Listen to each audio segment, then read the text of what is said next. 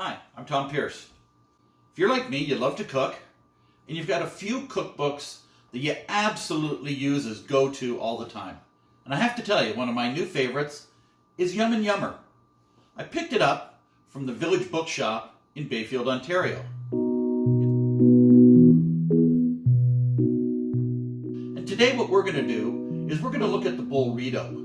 A burrito in a bowl, and we're going to make it, enjoy it, and hopefully have a little fun along the way. The flavor profile for the Bowl-rito comes from a Southwest spice mix. The recipe says you can buy taco mix at the grocery store, but I usually open up the spice drawer and make a mixture of cayenne, regular chili powder, ancho chili powder, paprika, smoked paprika that is, smoked black pepper, and white pepper. Just make sure you use a heat mix that works for the people that are eating your food. The backbone of the Bowl-rito is always going to be the beef and the rice.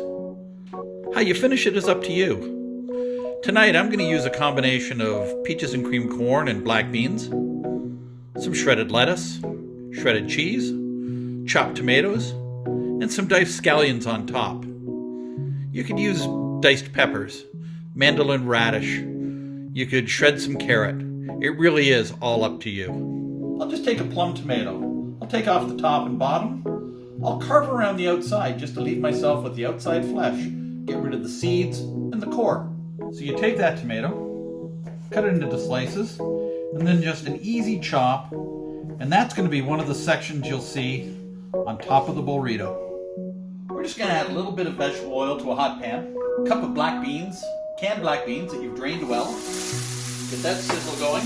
A cup of frozen corn that you've cooked for 2 or 3 minutes. Remember that spice mix we made? Good pinch of that. Then we're just going to mix that up, heat it through.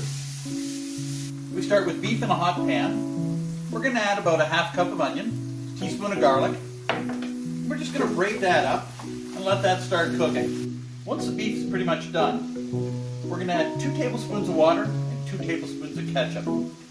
Sounds a little odd, but you're just putting in a little bit of liquid, and it works. We also have 2 tablespoons of our spice mixture. You're going to heat that through, you're going to let it bubble away, you're going to get that spice mixed in. It's a healthier dish, so we're trying to use a long-grain brown rice. Once it's ready for that last 5 minutes of sitting, you're going to add a tablespoon of cilantro, some lime juice, and some lime zest. You're going to mix that in, let it sit, let it absorb. It's going to be ready to go.